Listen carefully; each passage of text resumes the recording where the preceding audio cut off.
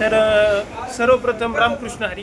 रामकृष्ण हरी. आज तुमचा अभिष्ट चिंतन सोहळा आणि त्या अभिष्ट चिंतन सोहळ्यानिमित्त आपण सगळे एकत्र आलो. तर सर आजपासून काय संकल्प आहे? मला नाही वाटत की तुमच्याकडे काही संकल्पला काही शिल्लक असं जीवनामध्ये.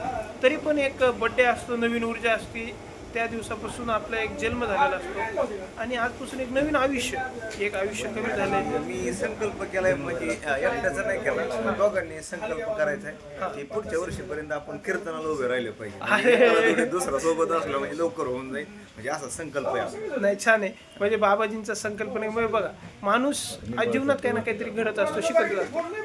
तसा आज बाबाजींनी संकल्प केलाय आणि तुमच्यासह माझा नाही, दोघांचा. मी प्रवचनाला आहे ना बाबाजी. नाही होईल काय. आता विषय तुम्ही मागची 4-5 वर्ष झाले तुम्ही अध्यात्मामध्ये त्याचा अभ्यास करताय आणि इतक्या लवकर कीर्तन सेवा देणं मला योग्य वाटत नाही.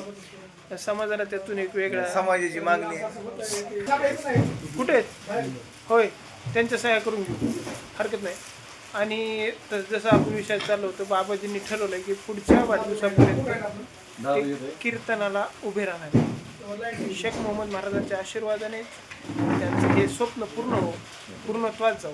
बाबाजी महाराज, मामुरी सर काय म्हणताय? आता नुकतेच भगवद्गीता मोठा आता नुकतेच भगवद्गीता याची बाबांनी लिंक परीक्षा दिलेली आहे आणि त्याच्यामध्ये ते पास झालेले आहे. अरे वा वा वा वा वा, प्रथम श्रेणीमध्ये. अभिनंदन. जन हे त्यांना प्रशस्ती पत्र मिळालेलं आहे. अभिनंदन. तुमचं हे जे कार्य आणि आहे, इथून पुढच्या परीक्षेला बी त्यांना आपल्या श्रमदान हार्दिक शुभेच्छा.